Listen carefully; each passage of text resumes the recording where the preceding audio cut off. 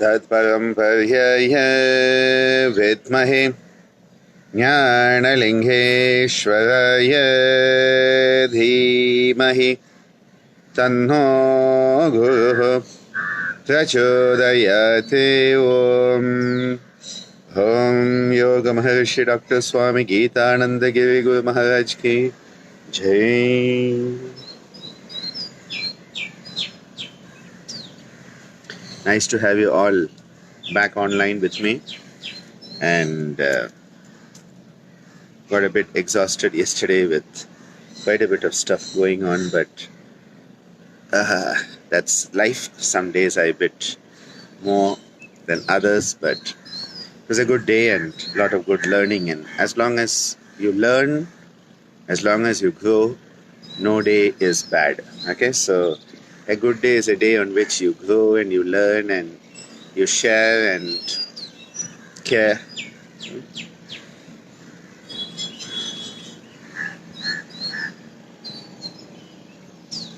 Today I wanted to share with you a very beautiful practice of the Gitananda tradition.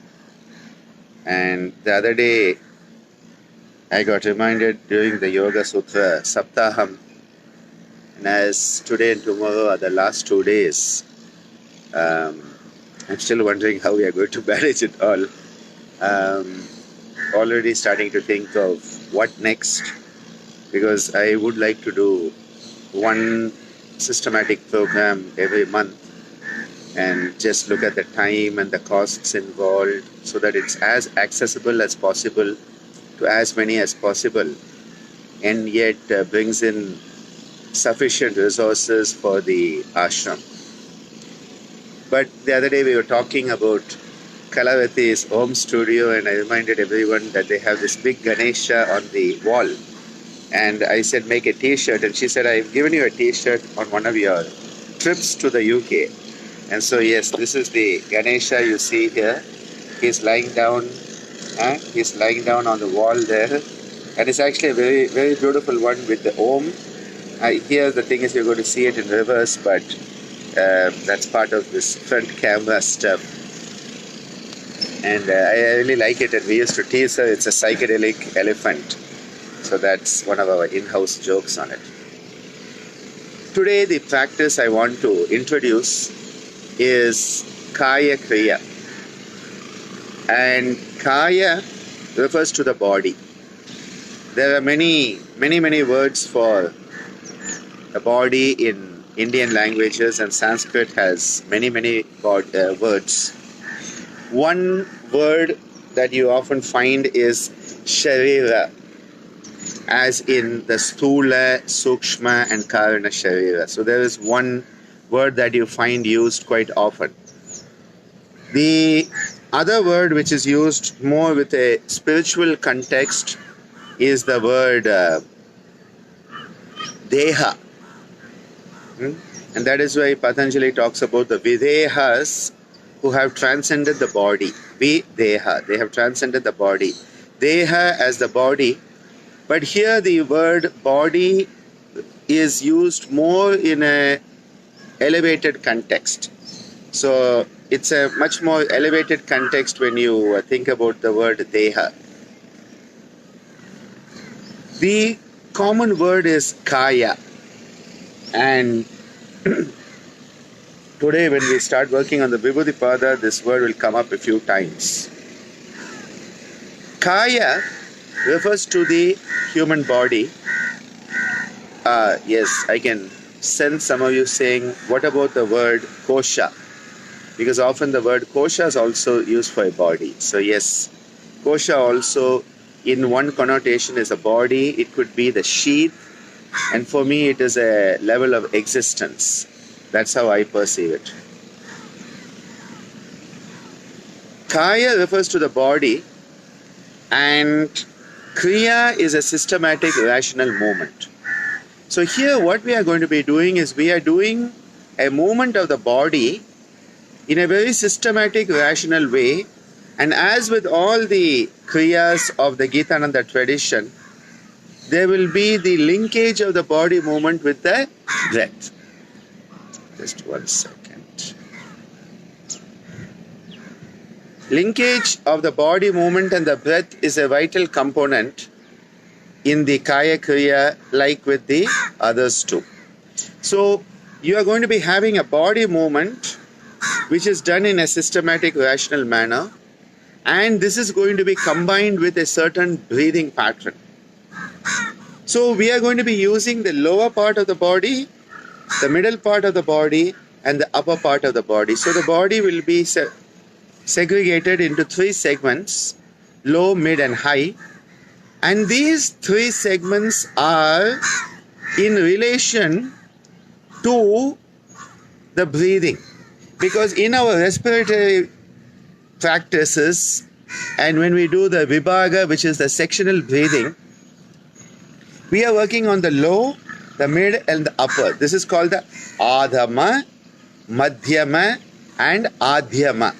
Adhama, madhyama, adhyama. These are the 3 components when we are doing the vibhaga pranayama. This goes also into the practices of the hatenas, where we have specialized techniques to work on the low, mid, and upper parts of the lungs, so that you can enhance the flow of the mind into these parts. And by enhancing the flow of the mind, you are enhancing the flow of the prana, and you are enhancing your experience of the prana. It is not you who is governing prana, and prana is much bigger than you or me or any of us. But what we are opening up the door so the prana can flow. We are unblocking the channel so that the prana can flow through that channel. And that is why when Patanjali talks about this, he uses a word, kshetri kavat. Just like a farmer removes the obstacles for the growth of his crop. And he is not actually growing the crop. He is removing the obstacles so that the crop can grow. What we need to do is we need to remove the obstacles so that the energy can flow. So low, which is adhama, mid, which is madhyama, and the upper part, which is adhyama. So these 3 components of our breathing, where we do adham pranayama, madhyam pranayama, and adhyam pranayama, we then bring it together in the Mahat Yoga pranayama. So just as we do the 4 components, that is the 3 components, and you bring them together, Mahat Yoga, the grand union, and the practice where they all come together, the low, mid, and the high, adhama, madhyama, and adhyama, all come together in a state of integrative oneness. That is Mahat Yoga pranayama, and you bring them together.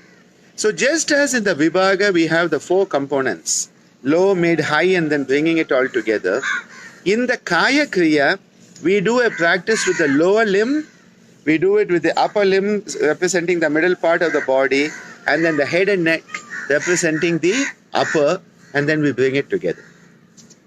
So what do we do when we do this practice? The first component is that we are going to be, this is done from the lying down. So you are going to be lying down supine, as if you are going to do Shavasana, okay? But you are not doing Shavasana, okay? Because what you need to do is your legs, can you see them? Yeah, okay. Yeah, your legs are going to be slightly apart. Now, how far apart? Now, normally in the Gitananda tradition, we want to keep the heels together in Shavasana because we want to create a closed circuit of energy. But here we are keeping the feet slightly apart. It's more the Mrita Asana, of when the body is in a death state, just about to die sort of. Okay, so we have the legs apart enough so that when you rotate your toes in, and I hope you can see my toes, can you see them? When you rotate your toes in, you want the toes to be able to come close together and touch the ground. And then when I rotate my feet out, I want my little toes to go and touch the outside. So when I rotate in, the big toe comes in. When I rotate out, the little toe should go and touch. So here we have the movement of in and the movement of out. Okay? The movement of in and out. I'm doing it sitting. This is to be done lying down. Okay?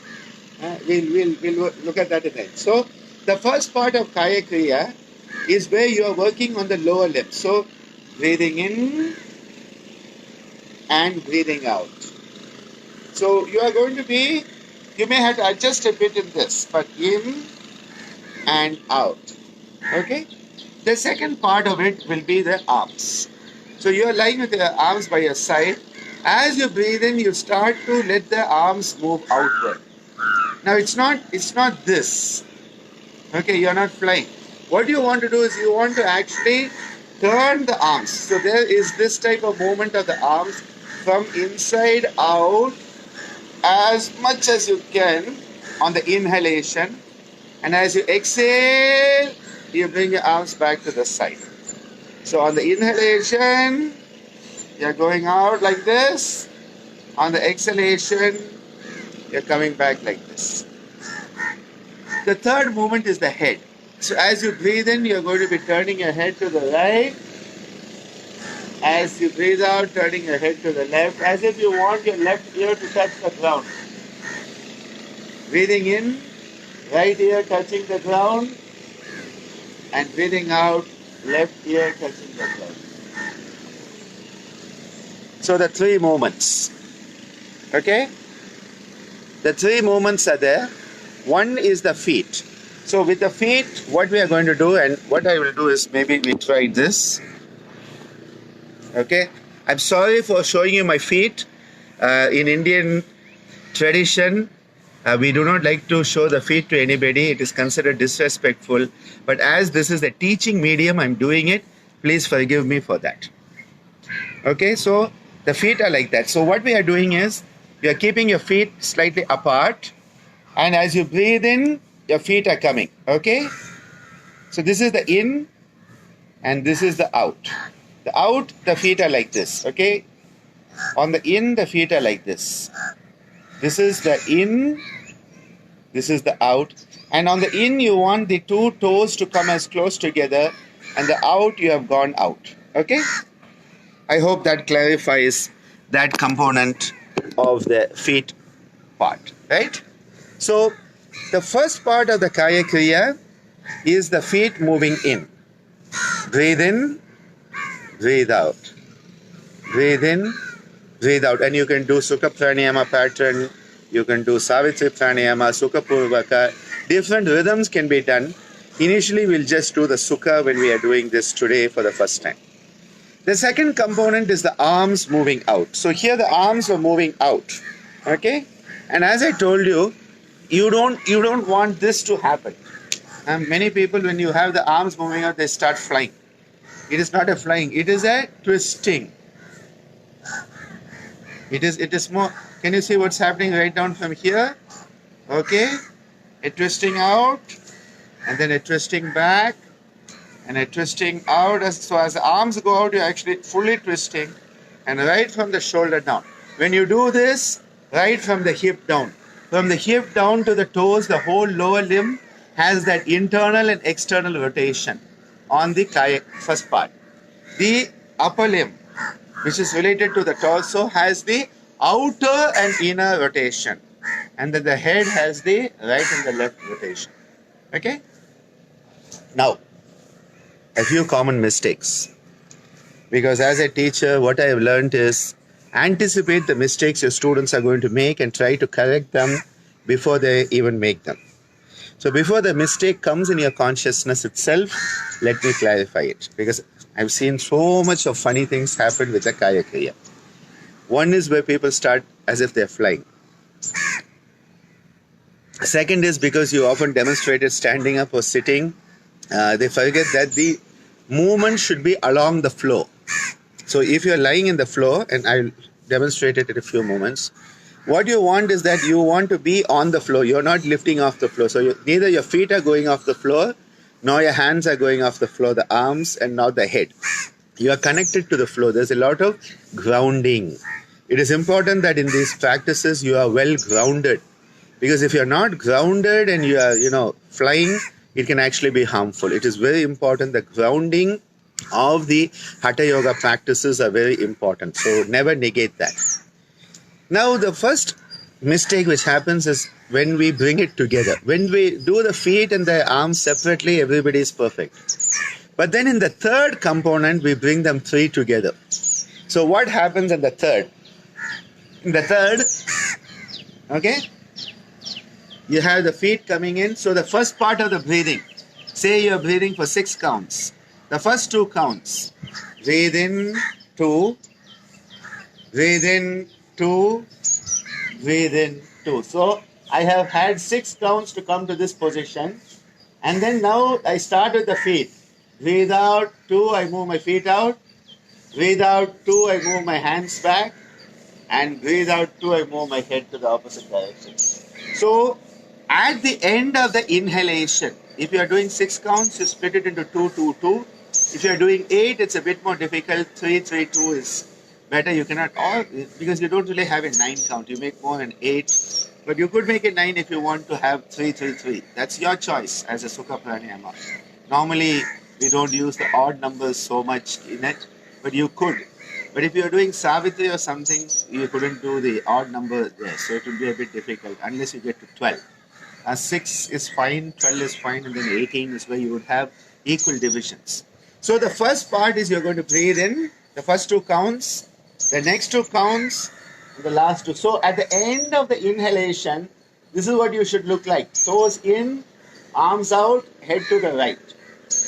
Now you start breathing out and you move the feet out. Then you move the hands in and the head to the left. So this is what you should look like lying down at the end of the exhalation. So you need to check yourself at the end of the inhalation and at the end of the exhalation, are you in this position? Because most of the time what happens is people start, after some time they start doing the legs out and the hands out, or the legs in and the hands in, and this type of movement starts to happen. Now this is not the movement at all. Remember, the movement is when this happens, this goes out, and when this goes out, this comes in. It's the opposite. The lower limb and the upper limb go in opposite directions. They don't go in the same direction. Immediately the question, why? Huh? I tell you, this is why I love my German students, because they'll always have a why. Huh? They always have a why there. It's actually good. And as a teacher, I am a person who loves questions, because questions make you think and make you try to understand things better. So there's nothing wrong in questions, unless the question is, to change the topic or, throw you off ground, or done from a place that people are questioning, not for the sake of an answer, but just for the sake of asking a question and appearing smart. Now that's a different issue. But in general, I love questions. So the question immediately comes, Dr. Ananda, you said the feet go in one way and the arms go in the other way. The lower limb goes in one way, the upper limb goes in another way. Why? Why not the same? Is it just Swamiji decided he wanted to do it this way? Or his guru just made it up and thought, oh, we'll make them do opposite so that, they get confused? No. This is absolutely neurologically very sound. Because the way our musculature and Kaya Kriya works on the entire musculoskeletal system. We have put it into the spine and yoga series, but it could be on the arthritis series. It could be on, anything that deals with the musculoskeletal system. The Kaya Kriya is an amazing technique. The whole musculoskeletal system is governed by the neurological connections. So now, if you just take a look at your own knees and your elbow, do you realize your knees are going in a different direction than your elbows? See, when I bend this like this, but the knee goes the other way. They are not going in the same direction. Now for many of the animals who are on all fours, they go in the same direction. It is very interesting when you watch this. For the human beings, the lower limb, this is right down here. This is flexion, this is extension. This is flexion, this is extension. It's exactly the opposite. And this is very much part of embryonic development. Yes, ICYER. That's why these studies are important. When I used to study embryology and medical studies, I used to think, when am I ever going to use this? What's the use of this? And then later on I realized everything is connected to embryological development. And you know, this made very great sense when we were crawling around. And so when you want to know what are called the somatic areas and you map them, they will not make sense if you map them. But if you put the person on all fours, especially this area onwards, all the mapping will occur easily. You will understand why the lumbar and the sacral, the whole mapping is not so logical. It doesn't go just like that, but it goes in a very odd way. What you do is put the person on all fours and suddenly it's logical. Because this is how this development occurred. So when, just in case you missed it, this is my lower limb. This is my bending, my flexing the lower limb. This is my flexing the lower limb. See, they both go in different directions. Extending the lower limb, extending the upper limb. Flexing the upper limb, flexing the lower limb. Extending the lower limb, extending. So, flexion, flexion, extension, extension. And you see they go in the different way. Flexion, flexion, extension, extension. And that is why when we do the Kaya Kriya, the movement of the lower limb and the movement of the upper limb, which is part of the mid-chest region, has to be in the opposite direction. So it is not just because somebody decided to do it that way or somebody messed it up. So if you are doing both in the same direction, you are actually not helping your neuromuscular system. So this practice, when it is done properly, it is enhancing neuromuscular health. Because the nerves that are supplying your agonist and antagonist, those innervations to the musculature, the antagonist muscle, the agonist muscle, what is called, and you can Google it, reciprocal innervation. Reciprocal innervation means that when one group of muscles that does an action get stimulated, the muscles that oppose the action are put into relaxation. So it's called agonist, antagonist, it's called reciprocal. Reciprocal means opposite. Innervation, nerve supply. So when you are doing the Kaya Kriya, what you are doing is you are enhancing a very healthy neuromuscular coordination. Now, I wish it would end there, but it doesn't end there. Because what happens is that this Kaya Kriya is really yes, Nitya, very true. It curves the spine for expansion when you turn opposite. Very true. Very true. See, when you do it, you really realize what it does. It's an amazing practice. In fact, I think virtually every person who comes to me for therapy, I would include it. And I'll give you a few reasons why also now. It is not just a physical practice. You are using your breath and body movement, so it is psychosomatic harmonizing. And what it does is, you know, if you look at people when they're like this, it looks like they're in trauma, they're in pain. Because what happens is whenever there is a trauma, whenever there's a danger, you know, we have a tendency, what do? This is a trauma. The feet come in, you know, somebody's coming to it. What have I done? The lower limb has a tendency to come in, the upper limb goes back. This is the avoidance, and this is the acceptance. Avoidance, acceptance. Avoidance, acceptance. There is a huge stuff happening when you do this. This practice, Kaya Kriya, is a practice that works on so many traumas we have had in the body. Physical traumas. You know, as a kid, how many times you fell down before you started to walk? How many times you fell down before you learned to cycle? How many staircases? I cannot even count them, that many staircases I fell down as a kid. And I would always land on my head. And so I always had these bumps on my head. And I said, as an Aries, I have my horns. The Aries is a ram with the horns. We have so many physical traumas. We have a lot of traumas where we got injured, we had accidents. We have forgotten about it. We have moved on. but the body has not moved on. The body is still holding on to these traumas. And any trauma becomes a nidus. It becomes the center point on which then disease can manifest.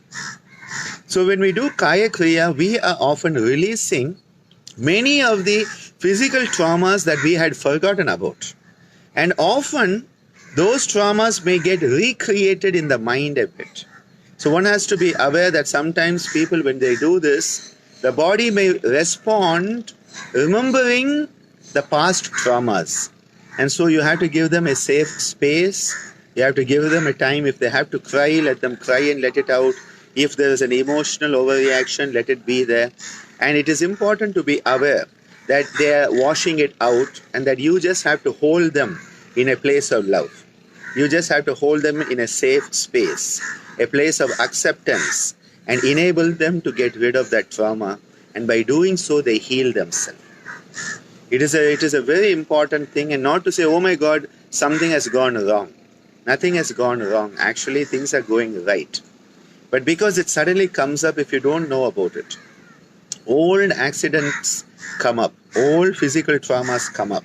And it is important to let go, because the physical trauma otherwise leads to further disease. Okay? So let us do a few rounds of this. We'll do 3 rounds of each. Okay? Fine? So you can lie down. Lying down, always, if possible, with your head to the north, taking advantage of the electromagnetic flux of the planet. And starting to breathe. Let us perform a count of 6.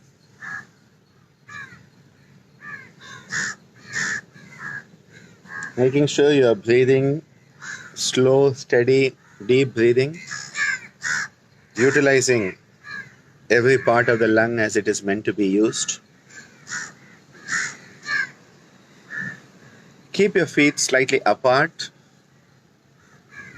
The adequate space so that when you bring your toes in, the toes should be able to touch and the toes should be able to come and touch the ground also. So you need to have enough space that your toes can come in and touch them each other and also touch the ground, okay? And then moving out, they should be able to go out. Start to focus on the lower part of your lungs, what is called Adham Pranayama, the diaphragmatic breathing, the breathing that is related to the lower, the base of the lungs. As the diaphragm moves down, the lungs move with it. They're attached. So through the pleura, they're attached and the lungs move down. So a very beautiful, healthy awareness in the lower chest region, the lower lung region, the diaphragmatic region. And now as you breathe in, start to bring your toes in, rotating the whole lower limb until the toes come together and touch the ground. And then as you breathe out, 2, 3, let your feet rotate outwards until the little toe is touching the ground outside. Breathe in, 2, 3, 4, 5, 6. The big toes touching and touching the ground. Breathe out, 2, 3, 4, 5, 6. The little toes touching outside on the ground. One more time. Breathe in, 2, 3, 4, 5, 6. And then breathing out, 2, 3, 4, 5, 6. Relax a few seconds. We have been breathing into the lower part of the lungs, the Adhama Pranayama, a focus on the lower section of the lungs. And here we have been trying to energize and work with the neuronal energies and the subtle energies moving through these nerves into the lower limb. Okay? Now, keeping your arms by your side, keep them close to the body.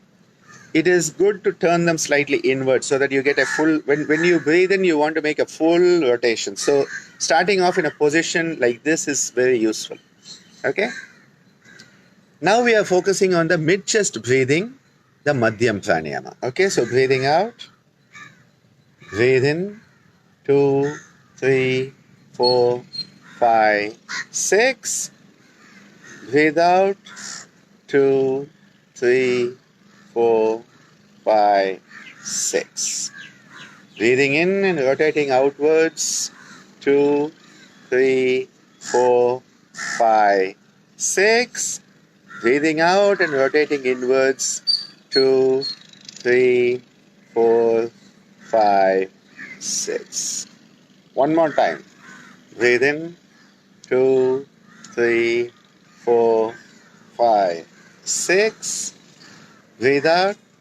2, 3, 4, 5, 6. Relax your arms a little bit and just get a hold on what is happening there.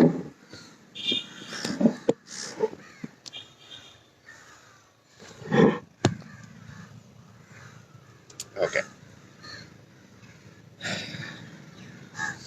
Now we are going to be making the movement of the head. So, getting ready for the movement of the head. The head's in the central position when we start. And we are breathing into the upper chest region. We are breathing into the Adhyam Pranayama. So as you breathe in, turning to the right, 2, 3, 4, 5, 6. As you breathe out, turning to the left, 2, 3, 4, 5, 6. Breathing in, right, 2, 3, 4, 5, 6. Breathing out, left, 2, 3, 4, 5, 6. Breathing in, right, 2, 3, 4, 5, 6. Breathing out, left, 2, 3, 4, 5, 6. Come back to the central position and relax for a few seconds. We are now going to be bringing all these three together. And the next part of the practice is we bring the low, mid and high together in the Maha Yoga Pranayama. So the Maha Yoga Pranayama is going to be our next component here. And in that Maha Yoga Pranayama, we are going to be bringing all three aspects together, the low, mid and the high. And here we are going to be bringing the movements of the lower limb, the upper limb, and then the head and the neck. Okay? So, keeping your feet slightly apart, hands by the side. Okay. Breathing out. Now the first two counts, moving the feet inward as you breathe in. 1, 2. Mid chest, the arms going out. 3, 4. And then the head turning to the right. 5, 6. Now breathing out, the feet going out. 1, 2. Then the mid chest, the hands coming back in. 3, 4. And the head to the left. 5, 6. Again, the feet coming in. 1, 2. The arms moving out. 3, 4. And the head turning to the right. 5, 6. And then relaxing the feet. 1, 2. The hands coming back in. 3, 4. And the head turning to the left. 5, 6. One more round. Toes coming in. 1, 2. Arms turning out. 3, 4. Head to the right. 5, 6. Now the feet relaxing outwards. 1, 2. Arms turning inward. 3, 4. Head turning to the left. 5, 6. Just relax in the Shavasana for a few moments, giving a chance for your body to harmonize. This is the Kaya Kriya, an excellent practice to work on the neuromuscular system. When we do this practice, we are strengthening the connection between the nerves and the muscles and the joints. So you have the nervous system, you have the musculoskeletal system coming together very much. And they are being brought together by the energy of the breath. And what is focusing the breath? The mind. So here it is an amazing psychosomatic relaxation that is inducing a relaxation in the body, a tremendous relaxation being induced in the body by the Kaya Kriya. And it is a practice that often brings up old physical traumas from the subconscious, unconscious level so that you can deal with it. Not to remind you of those days where you fell down and broke your toes, but to help us get rid of that trauma, which otherwise may become the source of future suffering. Enjoy a nice relaxation after this practice, and we'll continue our explorations tomorrow and keep moving forward on whatever topic opens up after that. Thank you for being with me. Thank you for joining in. And today we have been moving on to our 58th day. We started on 29th of March. Today is 58th morning session. Thank you for being with me. I really have no idea how long these sessions are going to go, but they have gone quite well with your support, and let them keep helping others. Help yourself, help others, and that's the way to be human. Have a wonderful day.